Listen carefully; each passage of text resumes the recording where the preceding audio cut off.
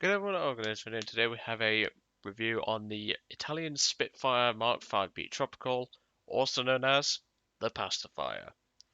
Now one of my subs actually saw me flying this thing, and he left a comment on one of the previous premium series about it, and I was like, yeah, no, I'm not flying it for the premium series. That's a long way to go yet. I was flying it for a review, and well, here it is. If I remember rightly, it was Calverton who requested this review. Sorry about actually forgetting about this plane, because I should have reviewed this thing, but I somehow didn't, and I just ignored it, which I need to be sent to the bloody gulag, because seriously, I don't know how I could miss out on this thing. I mean, I flew it a lot, but I never reviewed it. I don't understand why.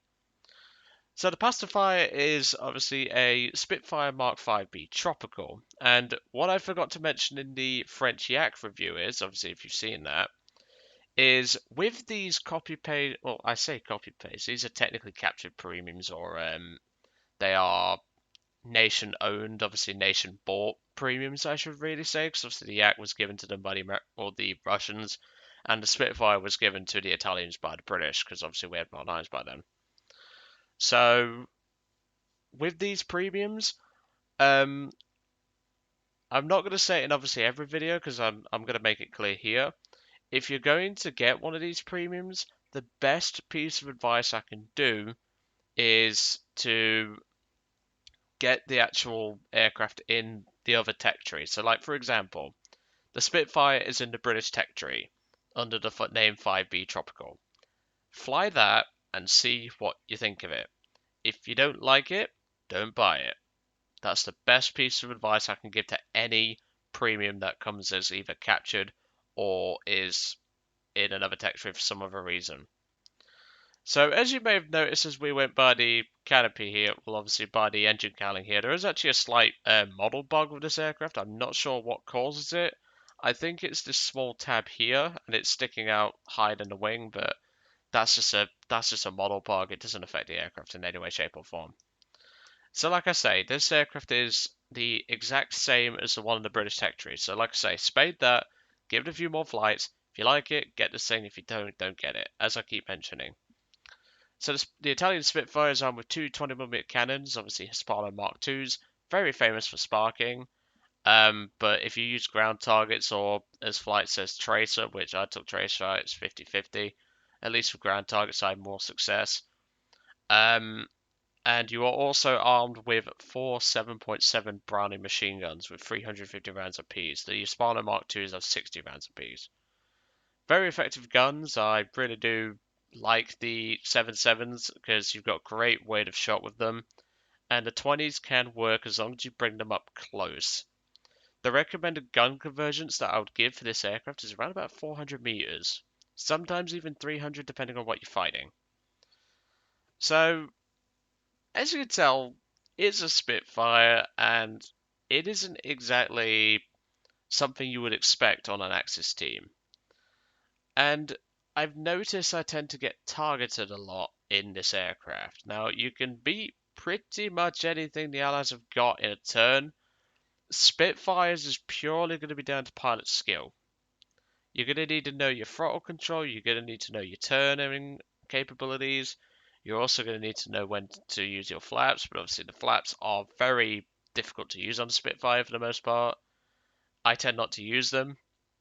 I just tend to use the old throttle and start throwing it around like a ragdoll. That tends to work. But even so, it is just down to pilot skill when you're fighting another Spitfire.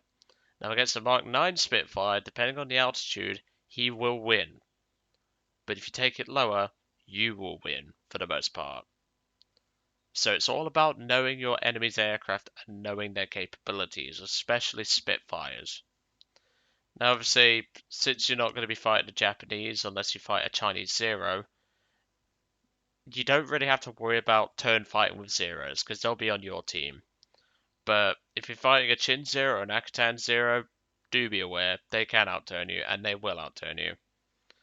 So let's go over the engine and let's go over the performance of the aircraft at most altitudes from what I've noticed. So obviously we're powered by a Rolls-Royce Merlin 45 12-cylinder inline with about 1400 horse on web. Now, this aircraft does use a lot of fuel, so you're going to want to be careful about fuel, because I tend to take 30 minutes in this aircraft. Now, I know flight's going to have an aneurysm when I say that, but hear me out. I take 30 minutes because then I can ride the whip as long as I want, as long as you watch your temps, of course. And you can then burn up some fuel, but also have enough fuel left in the tank to be still maneuverable, but at the same time, you can still stay in the fight longer. That's my thought mentality, and it really does work in even a 5-7 game. Because yes, I have up-tiered the pacifier, and it works very well. Let's put it that way.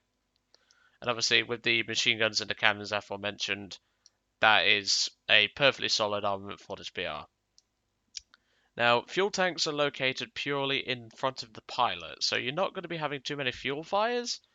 I don't remember last time I had a fuel fire in a Spitfire in the frontal area, but I still would be very careful about taking hits because these wings are very fragile, so just be aware of that.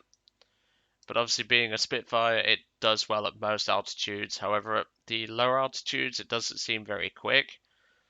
And whilst you can put it in a dive to increase that, it really does drop off after a while, so I wouldn't recommend trying to catch too much in a Spitfire. So your best hope is to really try and force fights in maneuvering. But if you've got the energy advantage on an opponent, chances are you're going to win that fight, because obviously they won't be able to outturn you unless it's a Chin 0 and Akatan 0. So at least you'll have some degree of advantage. But obviously with this aircraft's great rate of climb, you can still use that advantage even more so. So let's jump in the battle, and as you can tell by the replay name, I get shot in the arse, and it's not very nice. I mean, I see how Harry gets pissed off by it because it was frustrating. Let's put it that way, and I refer to the guy as, I think I called him a prick in the battle, which you'll see. So in this battle also, I sent this to Derp Angel, obviously my moderator in my Discord server, and he was laughing at the guy named Dark Angel 070110. Because if you don't know, Derp Angel's username used to be Dark Angel when I first actually met him about 2 years ago, give or take, 2 or 3 years ago. And I've known Derp Angel that long, and we honestly, like, we're seriously just getting, like, we get along so well. Like, if we was to get into a VC and you was with us and you just hear us roasting each other, we don't take it personally, we just have a laugh, and that's why I sent him that screenshot. And obviously that's the sort of thing that we do, and that's just the fun thing that we do. And obviously I don't really speak to him much because obviously he's busy with his own school and stuff, but obviously due to lockdown and everything and COVID-19, he's been able to obviously interact a lot more, and obviously I've been able to chat to him more, and it's rather nice because obviously I've known him for so long, and well, that's just how we get along. And well, sending him that screenshot really cheered him up, that's for definite. So obviously, as you can tell, I have got 30 minutes on fuel on board, and as you can tell, the climb rate's not spectacular. But as you're going to notice, the enemy team is going to start doing some of the work for us, and I was actually rather surprised about the enemy team and the fact that they were just team killing each other for the sake of it. I'm just going to jump us ahead though. But obviously, as you can tell, the speed and the climb rate severely drops off when you put 30 minutes of fuel on board. So you're going to need to side climb if you put 30 minutes on, but obviously you can web to reduce that. And at this point, Joe actually does his one good deed for the day. And as you can tell in front of me, that is a dumpster burn 3. Now obviously the guy didn't know how to turn his gunners off, so I had to evade even still. But I start making my way towards the dumpster burn.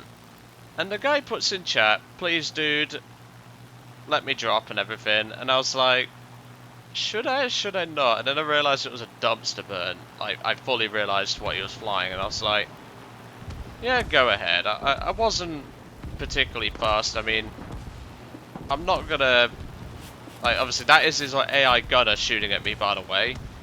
That is not him. That is his AI gunner taking a pot shot. Obviously, I'm dodging out the way to avoid the 7.62 fire at that aircraft. And continuing to dodge still. I put a burst in to try and take out the gunner, which I actually do.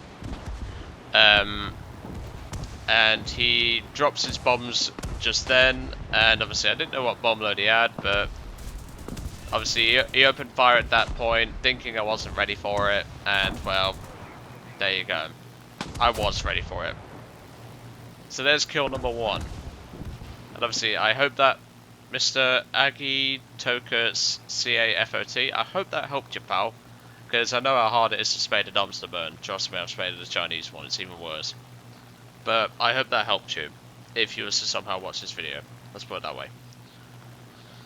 So, we're obviously up at altitude, and obviously the enemy team is low, and most of them are already dead, because obviously they've been team killing each other for the last 5 minutes. And as you can tell, some of the enemy aircraft on the enemy team are very tough to kill, such as the Typhoon, the Corsair, the J-21 that's just went down, and the XP-38, who is, well, he's just gone down as well. So that leaves just the Corsair and the Typhoon in the area, and obviously the B-18P, who is still on the enemy team. So I choose the Typhoon, because obviously I wanted the Typhoon gone. It turns very well for what it is, but obviously it's not going to be a Spitfire or a Zero. So I went for him, and at this point I kept my airspeed up and decided to give chase to the 1D Corsair. Now obviously on the deck he's going to outrun me, so that's no problem, but the Corsair makes a critical mistake. And as you can tell in the chat, Mr. Chicken Master, who I've seen quite a few times, makes a very appropriate joke, and well, that's just how it is. I mean, if you're going to make a joke, you executed it perfectly. But obviously, as you can tell, the low altitude speed is good, but that's on 1D Corsair. He's not even trying to outrun me. If he wants to outrun me, he's going to do what he's going to do now. He puts it in a slight dive and just starts to pull away.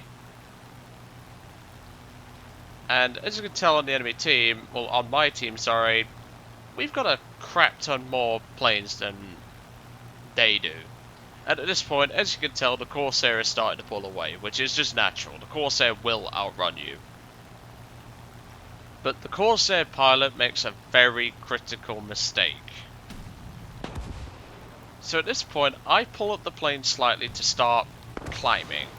Because obviously he's starting to outrun me, there's no point in me chasing.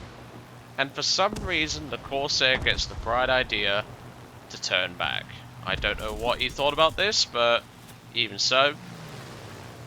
And here you're going to see just exactly how selfish that Zero pilot is in a moment. It's not the 202 EC, it's the Zero that you're going to see. Now, before I continue, as you can tell, the Corsair is on fire. Just watch. That's all I'm going to say. I open fire on the Corsair, put him out of his misery, and I get shot in the engine block by a 20mm round from the Zero trying to kill steal.